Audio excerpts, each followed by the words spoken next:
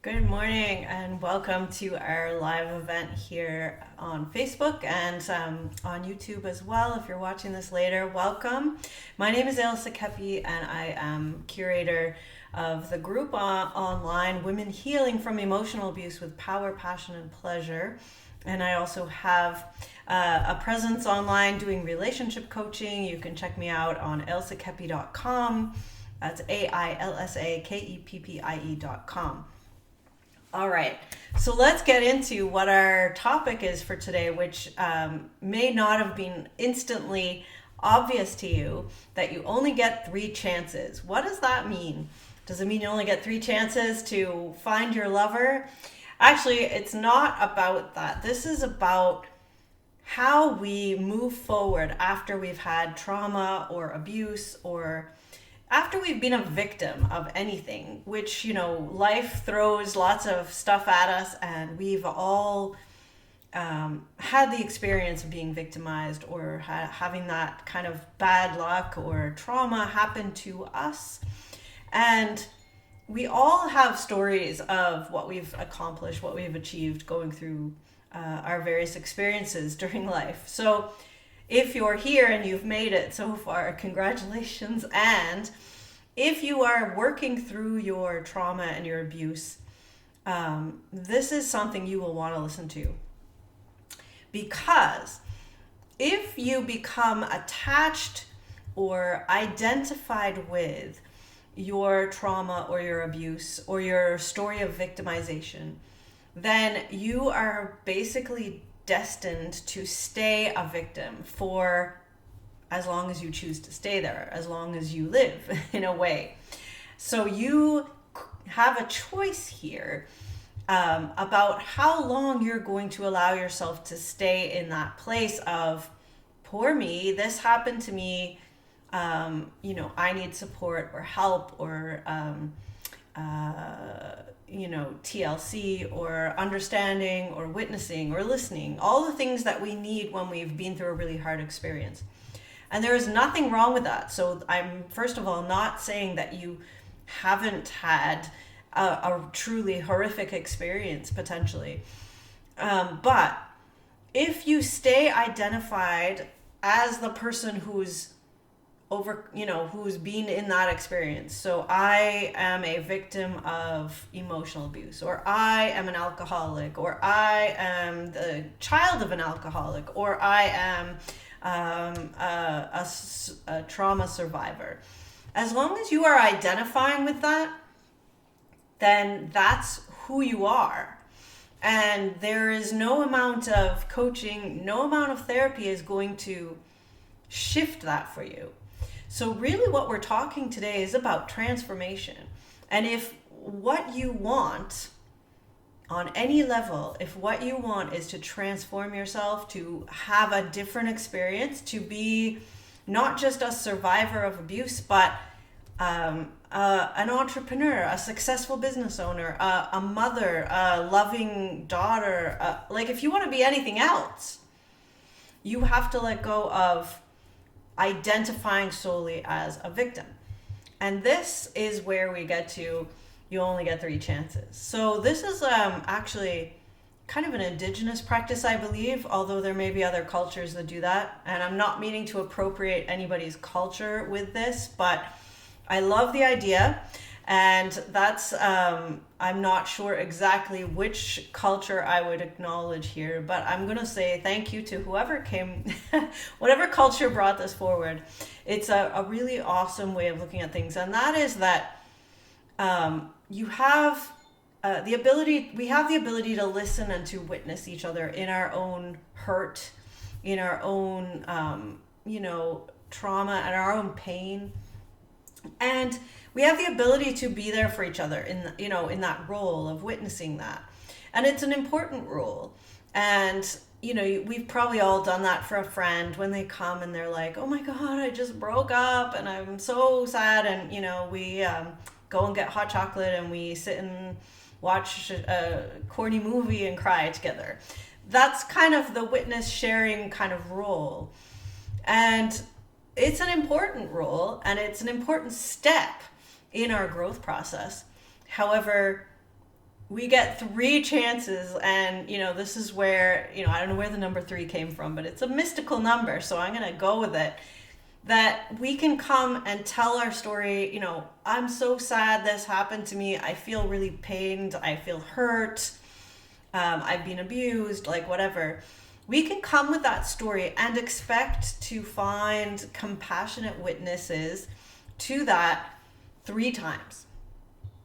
As the same the same group. So if we have a group of friends, or let's just call it a group of friends, and we get together and I tell my story about my pain, my friends theoretically could listen 3 times to that story.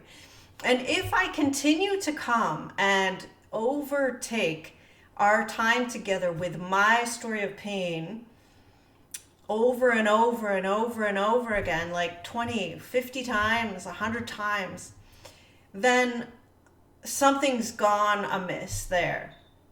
Something's gone amiss. Because at 3 times, what is helpful to be asked is not to be then coddled in our victimhood, but to be asked, like, okay, I hear you in your pain. I see you. What are you going to do about this? What are you going to change? What's going to happen now? And I think that we all deserve, if you will, that respect of our friends and our loved ones to, or a therapist or whoever, to come forward and say, what are you going to do now? Where does this take you? Because if we continue to be held in that place of victimhood, it becomes a pretty comfortable resting place in a way, although misery loves company. And we probably also all have seen groups of people who have just stayed together in their misery. We're all victims, and we all get together and be victims together. In our woundedness, we just kind of hold each other there. And it's kind of like the crabs in a bucket scenario. One crab in a bucket will climb out. 3 or 4 crabs in a bucket, they'll pull each other back down. And sometimes that happens in these groups.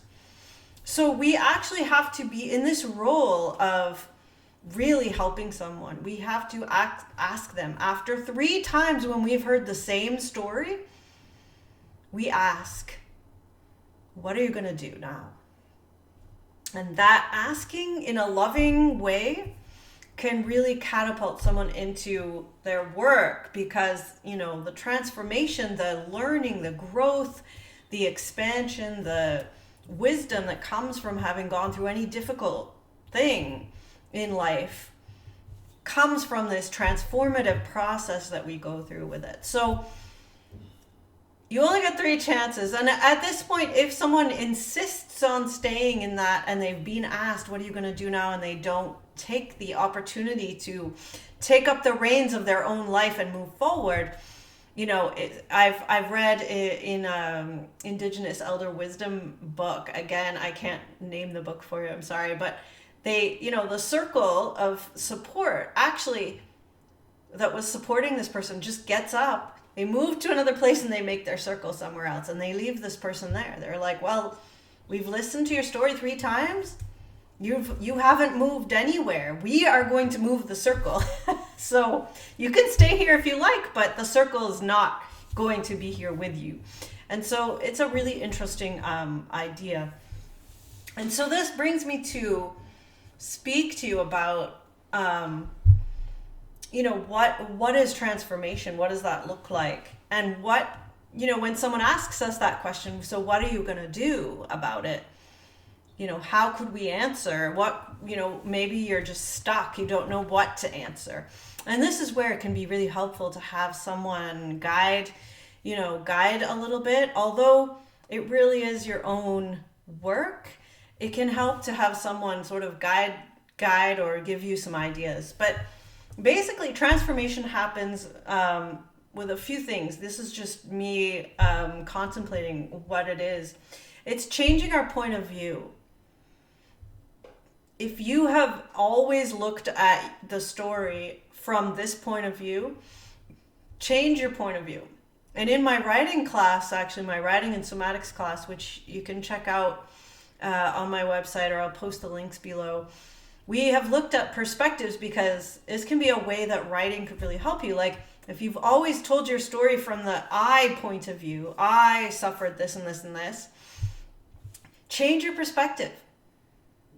You know, we actually had one lady who, was writing about a scene, driving with her family in the car. She was a little girl, and I think her sister fell out of the car or something. It was going slowly. Nobody got hurt in the taping of this video. But anyway, the responses of all her different family members, were interesting. But I said, well, let's write this piece from the perspective of the car.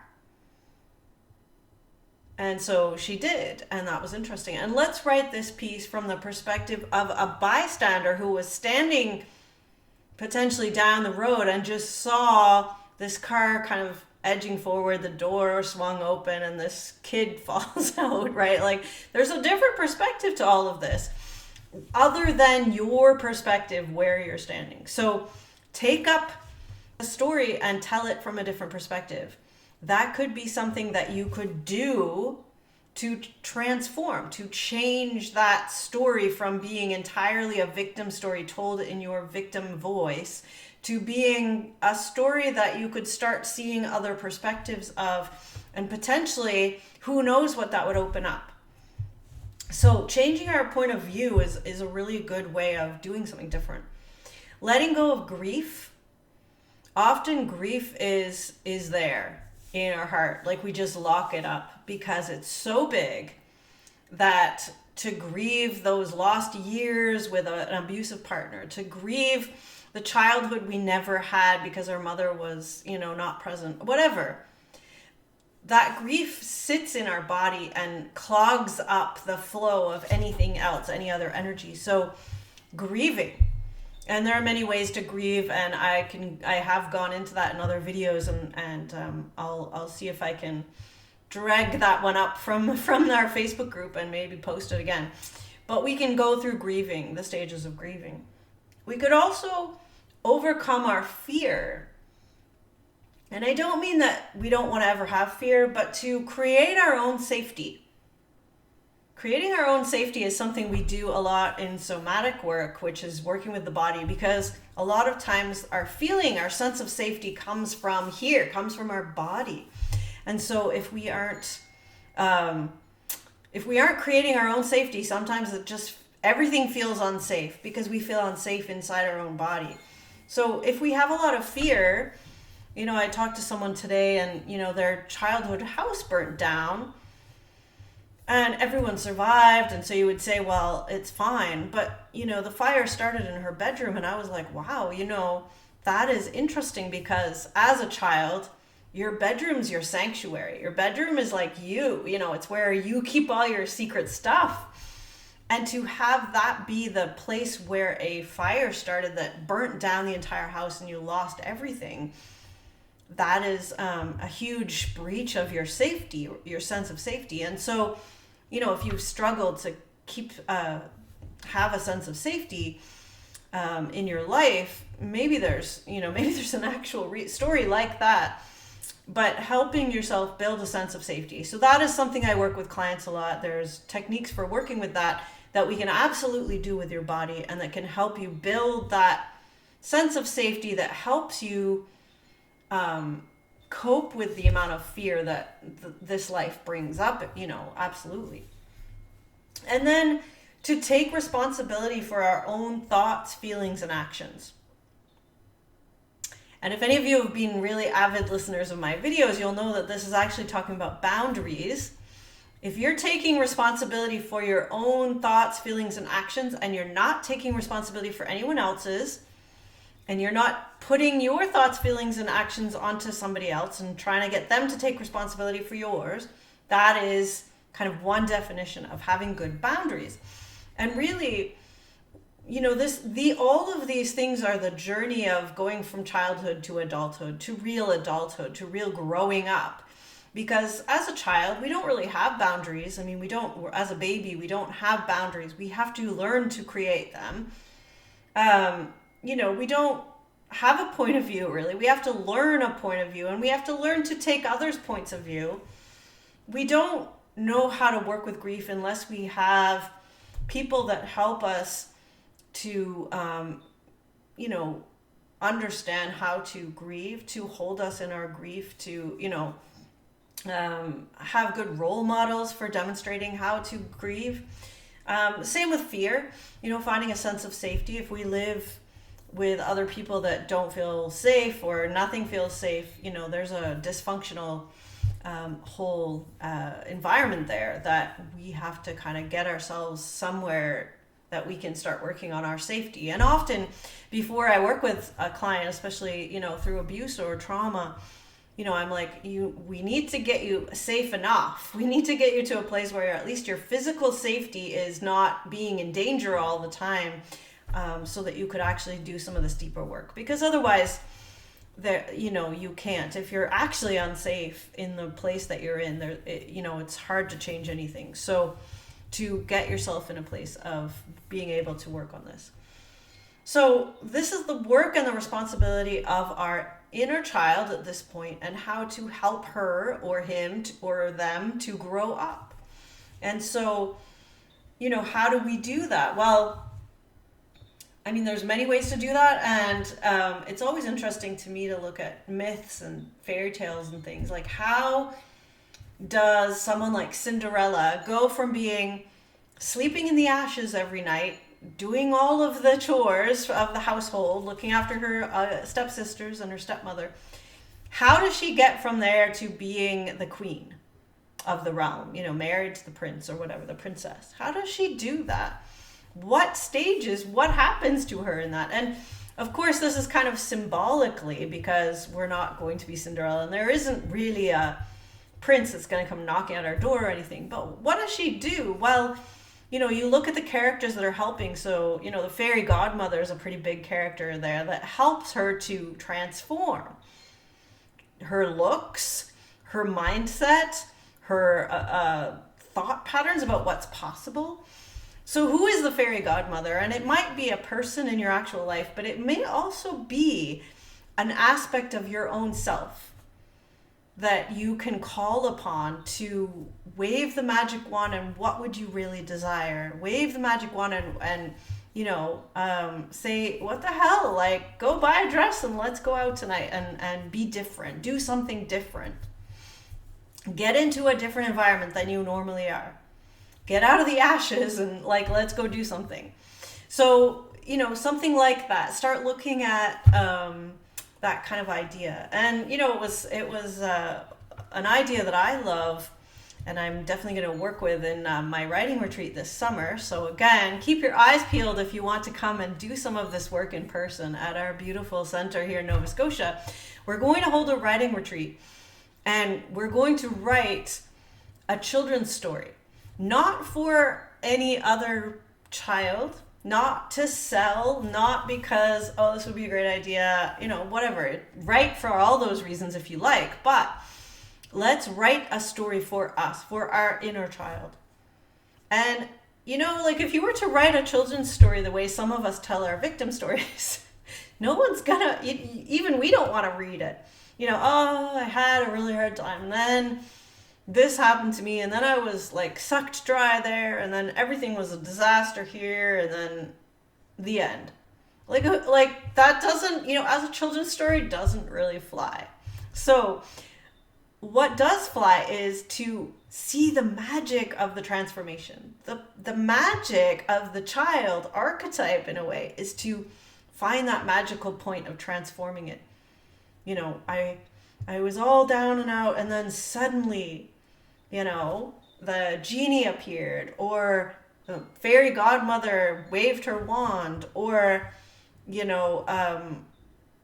I figured out how to make a ladder to escape my tower, or whatever it is.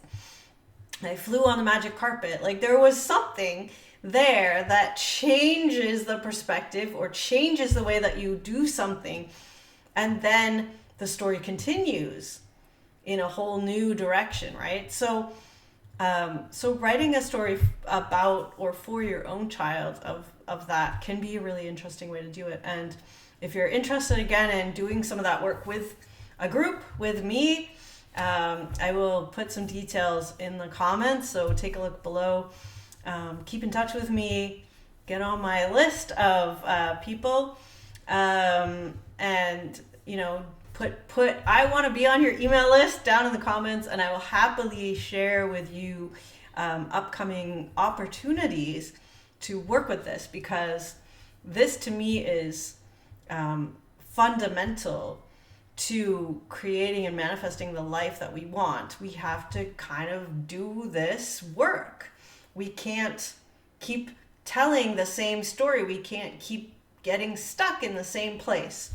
So if this interests you at all, please do reach out.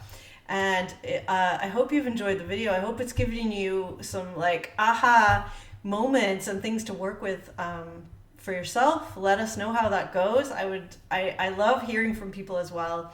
So please do reach out, and we will talk to you soon.